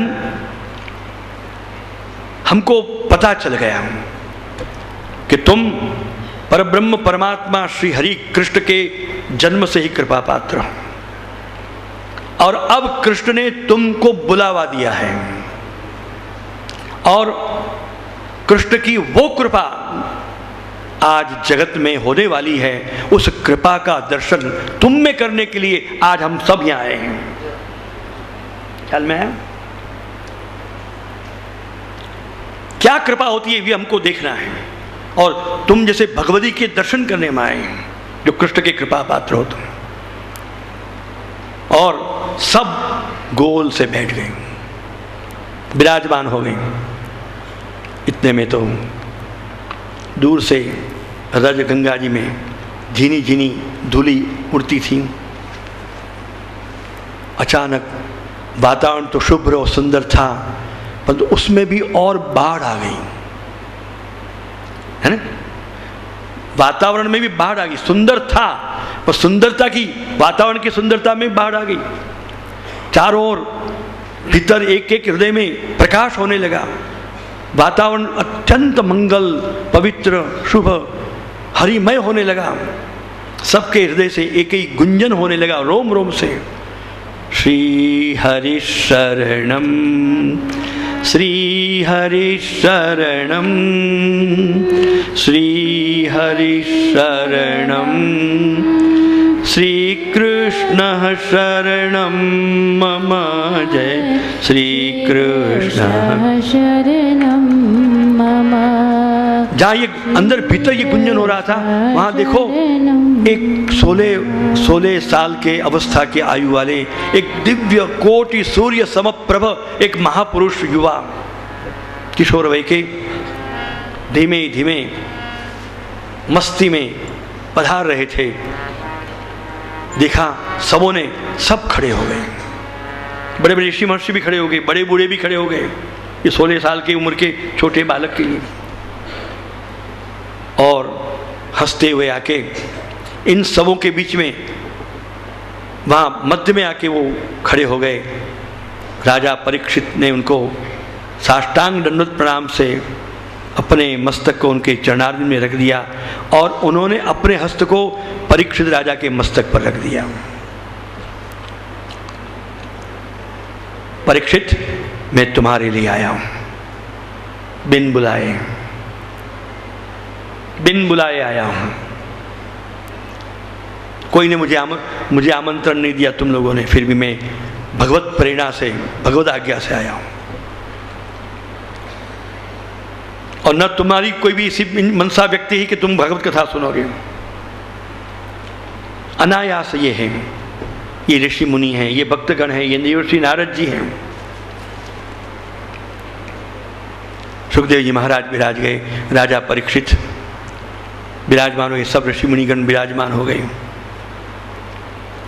अत्यंत शांत वातावरण में निरवधि शांति। पीन पड़े तभी, सुई पड़े तभी आवाज आए, ऐसी शांति। तद्विद्धि प्रणिपातेन परिप्रश्नेन सेवया। वही गीता जी के सिद्धांत यहां फिर से आया। सब शांत थे, लेकिन मुमुक्षु राजा परीक्षित ने फिर से सुखदेव जी महाराज को अपने आत्मा से गुरु के रूप में स्वीकार कर लिया और करबद्ध होके दीनता के साथ प्रश्न पूछा। सविष्णुरातोतिथय आगताय।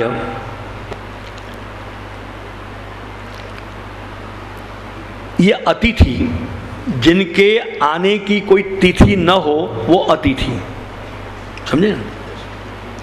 जिसके आने की कोई भी तिथि न हो उसको अतिथि। तो अतिथि के रूप में पधारे सुखदेव जी महाराज को आने के पीछे विष्णुरात, यहाँ विष्णुरात शब्द का प्रयोग, भगवान कृष्ण के द्वारा अभिरक्षित, कृष्ण ने ही जिनको जीवन दिया था, ऐसे राजा परीक्षित ने नितराम म्रियमाणानाम संसिध्यस्य वनीयसः। महाराज, आपके श्री चरणों में बड़ी दीनता के साथ एक विनती करता हूँ जिज्ञासा के रूप में। जो लोग मृत्यु के आसन्न हैं, यानी जिनकी मृत्यु बहुत शीघ्र होने वाली है, समीप है, ऐसे लोगों को क्या करना चाहिए और उनका श्रेय किसमें है? अथ पृच्छामि संसिद्धिम योगिनाम परमं गुरुम पुरुषस्य यत्कार्यं प्रियमाणस्य सर्वथा यच्छ्रोतव्यमथो जप्यम यत्कर्तव्यम नृभि प्रभो स्मर्तव्यम भजनीयम वा ब्रूहि यद्वा विपर्ययम्। और ऐसे मनुष्यों को स्मरण करने योग्य क्या है, कीर्तन करने योग्य क्या है और जानने योग्य क्या है, और इन सभी मनुष्यों को वास्तविक सबसे बड़ा अभय निर्भय कैसे प्राप्त होता है। जैसे जन्म मरण का फेरा भी टलता है और सब प्रकार से वो अपने आप को अभय और निर्भय अनुभूत करता है। और खास करके जो गृहमेधी लोग हैं, गारहस्थ्य को त्याग करके जो आपकी उपासना में जुड़े, उनकी बात तो ठीक है, परंतु जो गृहमेधी गृहस्थाश्रम में संसार के जो जीव हैं, उनके लिए किसमें श्रेय है? ये मेरा आपका बहुत अच्छा प्रश्न है। देखिए, जब मृत्यु समीप आती है तो एक बहुत बड़ी बात राजा परीक्षित के इन प्रश्नों से समझने जैसी होती है, अभय, निर्भय, अभय तत्व की प्राप्ति।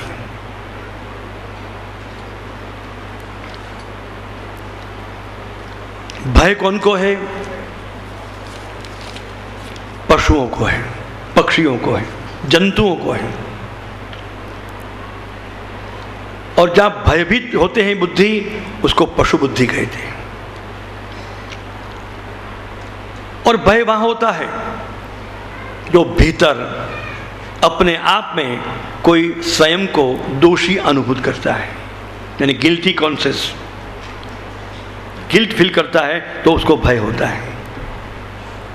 भीतर से जो शुद्ध है, स्वच्छ है, निर्दोष है, उसको तो भय होता ही नहीं। फिर भी लोगों को भय होता है। और वो भय, वास्तविक अभय, वो कैसे प्राप्त होता है, जो महान अभय कहते हैं।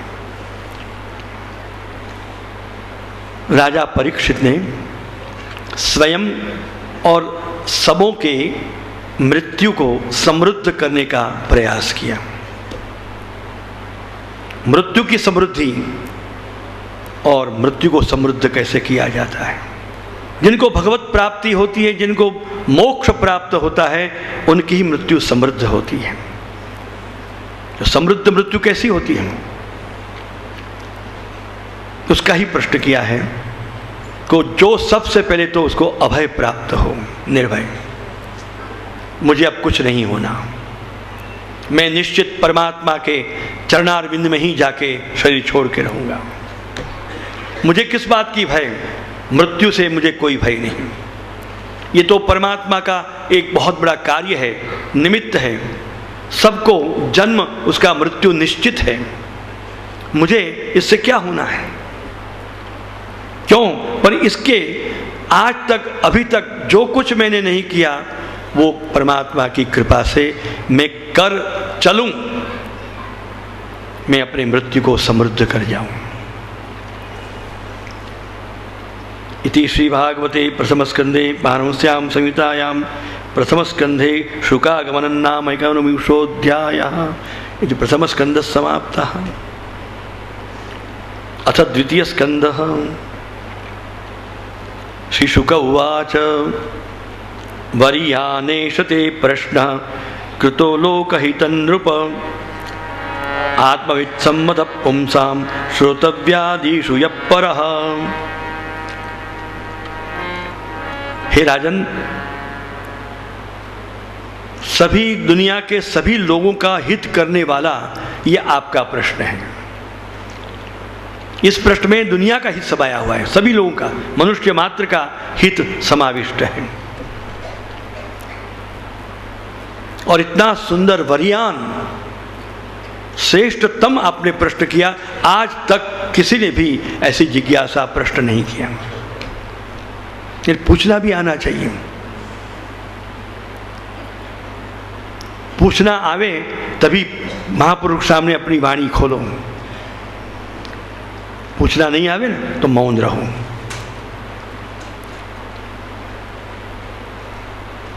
एक ही बात, हे राजन सुनो।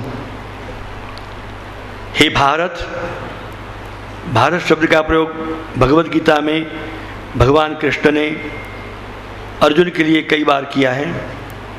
जब अर्जुन पर बड़ा लाड प्यार कृष्ण को आता था, तब उनको हे भारत ऐसे बोलते थे। यानी और बहुत कृपा अपने वचनामृत में करनी होती, तब भी उन्हें हे भारत शब्द का प्रयोग किया। और वही प्रकार महाराज सुखदेव जी मुनि ने भी अब ये राजन परीक्षित को भी, अर्जुन के पोते को भी, हे भारत सर्वात्मा हरिहि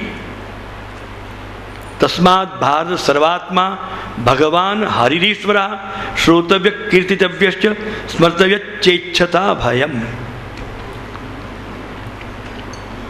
जिनको स्थायी पूर्ण परम अभय की प्राप्ति करनी है और जिनको भगवत प्राप्ति करनी है, वे लोग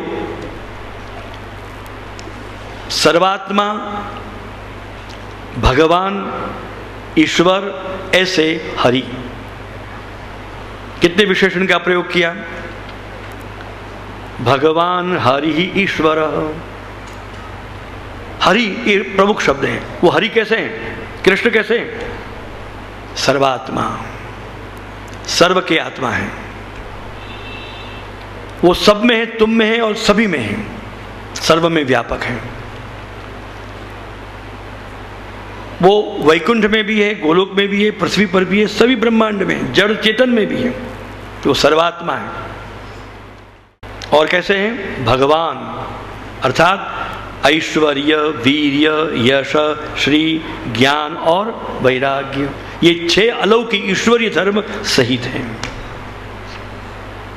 और तीसरा विशेषण दिया ईश्वर, वो परमात्मा है। ये हरि, ये कृष्ण ऐसे हैं। तो स्मरण, कीर्तन और श्रवण,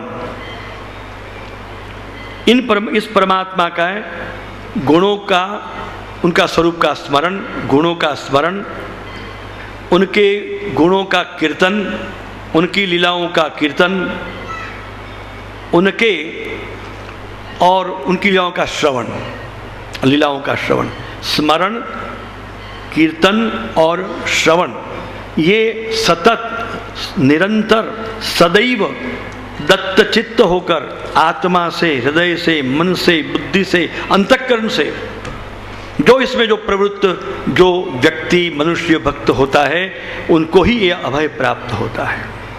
अन्यथा कोई साधन अभय प्राप्ति के लिए संसार में, विश्व में और ब्रह्मांड में नहीं है। ये बात सार रूप से समझाते हुए सुखदेव जी महाराज ने विराट पुरुष का वर्णन किया संक्षेप में, भगवान का विराट स्वरूप का, और उनके स्वरूप में अपने बुद्धि, मेधा और प्रज्ञा के बाद धारणा करने की बहुत सुंदर प्रक्रिया समझाई। और साथ साथ सूक्ष्म में सूक्ष्म भगवान का विराट स्वरूप और भगवान के सूक्ष्म स्वरूप की धारणा कैसे की जाती है, वो एक सुंदर प्रक्रिया विस्तार से समझाई। और साथ साथ मुक्ति के क्रम को बताया कि क्रम मुक्ति कैसे होती है, सद्यो मुक्ति कैसे होती है। क्रम मुक्ति का प्रकार यानी कोई भी साधना के द्वारा, कोई भी उपासना के द्वारा यदि उनको मोक्ष प्राप्त होना है, मुक्ति प्राप्त होनी है, तो कभी बहुत से लोगों को क्रम मुक्ति का प्रकार होता है। पृथ्वी के बाद शरीर छोड़ने पर उनको पितृलोक की प्राप्ति होती है। वहाँ पितृलोक के 1 वर्ष यानी मनुष्य के 100 वर्ष तक रहना पड़ता है। उसके बाद स्वर्गलोक की प्राप्ति होती यानी 3रा लोक, फिर 4थे महरलोक, फिर जनलोक, फिर 6वां तपलोक, फिर 7वां सत्यलोक और उसके बाद अक्षर ब्रह्म मोक्ष, अक्षरधाम। ये क्रम मुक्ति का प्रकार बताया। सद्यो मुक्ति का अर्थ शरीर छूटा वही समय, उसी समय उनका मोक्ष हो जाना, इसको सद्यो मुक्ति कहते हैं। ये पीछे वो जिसको बोलते हैं ना कि मनुष्य के शरीर छूटने के पीछे 13 दिन, साढ़े 12 दिन तक वो अपने घर में ही रहता है और 10 दिन तक उसको दीपक होता है, उसमें उसका वास होता है। 12वें दिन उसका पिंडदान होकर उसका सपिंडीकरण उनके पूर्वज से होता है और 13वें दिन में उसको विदा होती है। फिर पितृलोक में जाना होता है या कोई भी जगह जाना होता है या कुछ भी, पर पहले तो पितृलोक में ही जाना पड़ता है। 1 साल पितृलोक में रहना पड़ता है और 1 साल पर्यंत उनको श्राद्धादिक कर्मों के द्वारा पानी, जल, कपड़े उन सब उनको दिया जाता है। और 1 साल के पीछे वहाँ अर्यमा उसके चौपड़ा देखते हैं कर्म के अनुसार, अब इसको नरक में जाना है, स्वर्ग में जाना है या दूसरा जन्म लेना है, और जन्म लेना है तो मनुष्य में या किस योनि में लेना है, ये सब निर्णय होता है 1 साल के बाद। तो 1 साल तक उनको ये सब वस्तु की जरूरत होती है। तो वर्षी का अर्थ क्या हुआ? 11वें महीने में वर्षी होती है, परंतु जल्दी में जल्दी वर्षी होती है 1.5वें महीने में। उसके पहले करे तो पितरों को पहुंचता ही नहीं है और पितृदोष लागू पड़ता है। आजकल के लोग वर मरो के कन्या मरो घोरनु तरबाणु मरो, आजकल के पंडित को नहीं हमको तो सही चलेगा, हाँ चलेगा, छूट दे देते हैं। लेकिन ये बहुत शर्म की बात है, लज्जा की बात है कि विद्वान पंडित भी अशास्त्रीय निर्णय भी आजकल कभी लोग दे देते हैं। स्पष्ट कहना चाहिए कि 1.5 महीने पहले वर्षी नहीं हो सकती है, स्पष्ट कहना चाहिए। करोगे तुमको पितृदोष लगेगा। तो शीघ्र से शीघ्र 1.5 में 45 दिन तक तो 44 दिन तक तो वर्षी होती ही नहीं है। और वर्षी का मतलब पूरे साल का, तुम्हारी गुजराती में भाथू, हर महीने में श्राद्ध करना पड़ता है। वो हर महीने का श्राद्ध एक सामटा करो, उसको वर्षी कहते हैं। वर्षी वर्ष का श्राद्ध, ख्याल में है? तो ये करना जरूरी है। तो वो वर्षी का श्राद्ध होता है,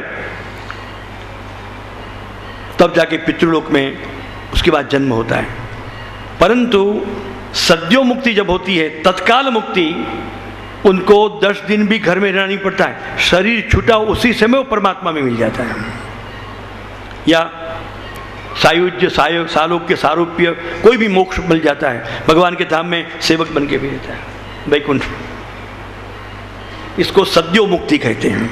तो ये सद्यो मुक्ति कोई साधन से नहीं मिलती, केवल भगवत इच्छा भगवत कृपा से मिलती है। और भगवान स्वयं उसका साधन रूप बन के साधन कर देते हैं, ताकि उस समय वो जीवात्मा जगत को भूल के, सबको भूल के, अपने भूल के केवल भीतर बाहर परमात्मा में अपने आप को जोड़ देता है। तो सद्यो मुक्ति हो जाती है। ये क्रम दिखाया। और कामनाओं के अनुसार विभिन्न देवताओं की उपासना दिखाते हुए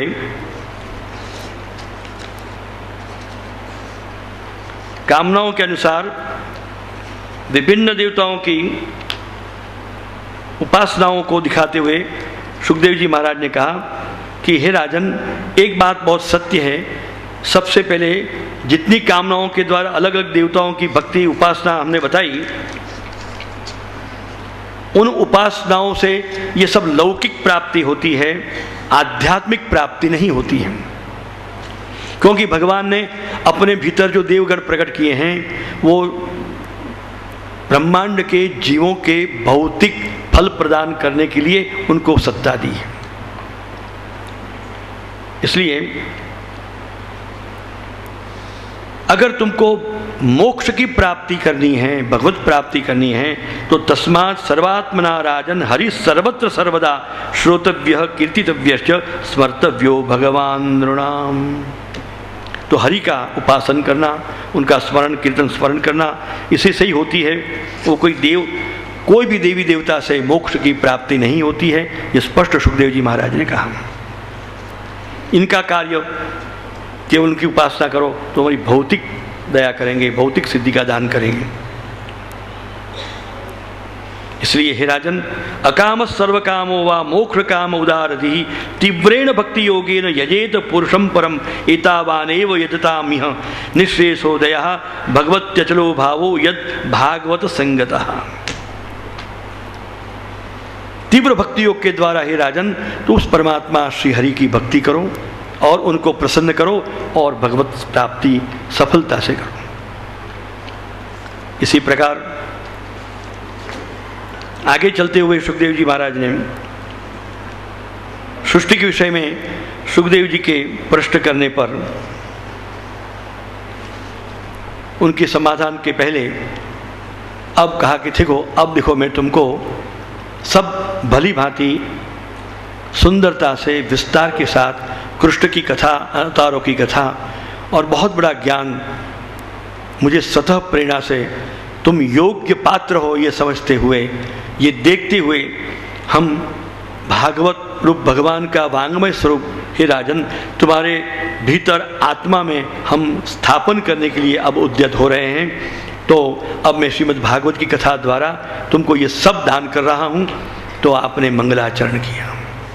सुखदेव जी महाराज ने भागवत की कथा का प्रारंभ करते पहले जो स्तुति करते हैं, नमो श्री शुक उवाच नमः परस्मै पुरुषाय भूयसे सदुद्भवस्थान निरोधलीलया क्रोधीत शक्ति तृतयाय देहिनामन्तर्भवाया नुपलक्ष्यवर्त्मने। परब्रह्म परमात्मा के इस प्रकार के अचिंत्य स्वरूप का सुखदेव जी महाराज ने मन से ही ध्यान करते हुए वंदन किया।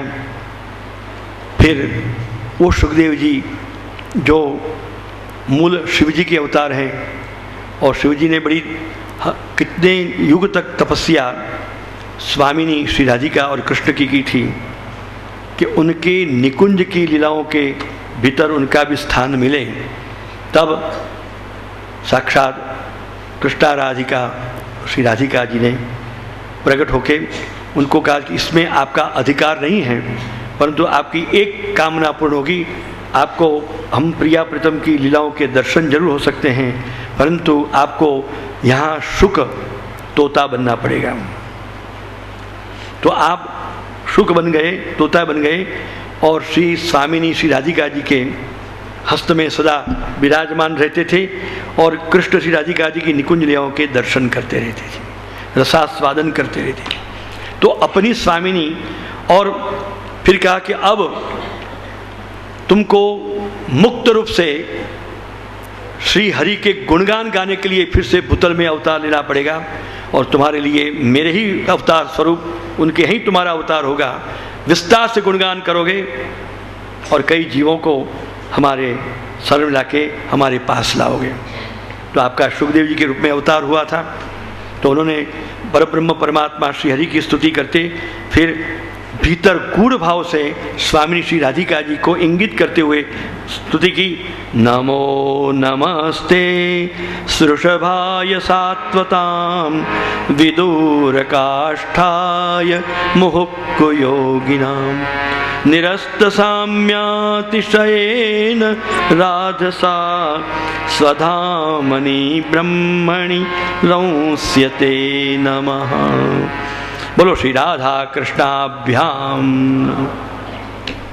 तपस्विनो दानपरा यशस्विनो मनस्विनो मंत्रविदः सुमंगलः क्षेमं न विन्दन्ति विना यदर्पणं तस्मै सुभद्र श्रवसे नमो नमः।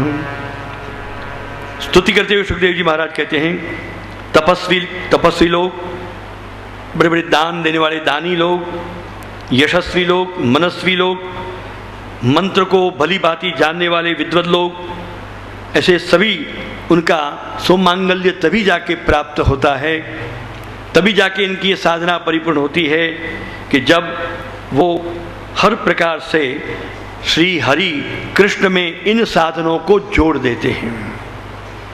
किंतु ये साधनों पर अभिमान होकर अगर कुछ करते हैं तो उनको परागति प्राप्त नहीं होती है। किरातहूणांध्र पुलिंद पुलकसा आभीर कंका यवनाखसादया येन्ये च पापा यदुपाश्रयाश्रयः शुद्ध्यन्ति तस्मै प्रभविष्णवे नमः। ये स्तुति के श्लोक बहुत महत्वपूर्ण है। इसमें भगवत कृपा शक्ति का दर्शन होता है। किरात, हूण, आंध्र, पुलिंद, पुलकस, आभीर, कंक, यवन, शूद्र, अन्य भी लोग और न जाने कितने पाप योनियों में प्रकट हुए बड़े बड़े पापी, जिनकी भक्ति करने से, जिनके शरण में आश्रय ग्रहण करने से शुद्ध्यंती शुद्ध हो जाते हैं और भगवत रूप भगवत प्राप्ति कर जाते हैं। ऐसे परम दयालु परम कृपालु मैं परमात्मा के चरणों में साष्टांग दंडवत प्रणाम करता हूँ। शुद्धंति तस्मै प्रभ विष्णवे नमः। विष्णु से बना हुआ वैष्णव शब्द, तो वैष्णव मार्ग के द्वारा सभी का सर्व का उद्धार है, सर्वोद्धार है। वेदों ने कह दिया यवनों का उद्धार नहीं, विदेशियों का उद्धार नहीं, मलेच्छों का उद्धार नहीं, स्त्री शूद्रों के सिवाय, अरे स्त्री शूद्रों का उद्धार द्विज वर्ण के साथ जुड़ने पर ही होता है और स्त्रियों का उद्धार पुरुष के साथ होने पर ही होता है। परंतु वही परमात्मा ने वेदों में इस प्रकार की व्यवस्था देने पर भी आपने जो अपना निज का वैष्णव मार्ग जो आपने स्थापन किया, तो उसमें ये छूट दे दी कि वैदिक पद्धति से नहीं पर पौराणिक पद्धति की भक्ति के द्वारा, यानी कर्मकांड और ज्ञान के द्वारा नहीं पर भक्ति के द्वारा कोई भी जीवात्मा हो वो उसका मैं उद्धार कर सकता हूँ और मैं उद्धार करूँगा। और वैष्णव धर्म ने सर्व का उद्धार किया है। महाप्रभु वल्लभाचार्य की पुष्टि मार्ग की वैष्णव संप्रदाय में भी मेयाधीमर मच्छीमार, ढेड़ चमार, अति शूद्र, मुसलमान और न जाने कितने लोग थे, वो सब हरि मंत्र की दीक्षा लेकर वैष्णव हुए और वैष्णव बन के जो वैष्णव भक्ति पुष्टि भक्ति साधना की और उनके द्वारा साक्षात गोवर्धन धरण श्री कृष्ण ने उनको दर्शन दिए। अरे दर्शन ना, दर्शन तो बहुत और भी मामूली वस्तु है, उनको अपने अंगीकार किया, यानी अपने श्रीअंग के साथ उनको जोड़कर अपनी साक्षात स्वरूप का दान दिया, स्वरूपानुभूति कराई। जैसे मोहना भंगी थे 252 वैष्णव में से एक, श्रीनाथ जी बाबा कृष्ण उनके कंधे पर चढ़ के खेलते थे, बोलो हैं। और उन शूद्रों ने भी बिना ब्राह्मण योनि प्राप्त किए सीधे ही भगवत प्राप्ति कर ली थी। आहा, चल सखी सौतन के घर जाइए, मान घटे तो कहा घट जाइए, पिए के दर्शन तो पइए। और ऐसे पद को गाने वाले और साथ साथ तुम घन से हो घन श्याम गरज गरज आए घनत जाय बर से हो तुम घन से हो धोधी के प्रभु तुम बहु नायक। क्या छिन आंगन छिन गे, धोंधी के प्रभु तो सौतन के घर जिए, पिए के 10 पहिए, ये सब गाने वाले धोंधी मुस्लिम शरीर के थे। जो विठलेश्वर प्रभुजन महाप्रभु श्री वल्लभाचार्य जी ने उनके अपिचेत सुधराचारो ये पिस्यु पापयो नया है ना, ये बात चरितार्थ कर दी वैष्णव के द्वारा। तो ये कुरात हुनांद पुलिंद पुलकसा आभीर कंका यवना कसा दया ये न्येच पापा यदुपाश्रयाश्रया शुद्धंति तस्मै प्रभ विष्णवे।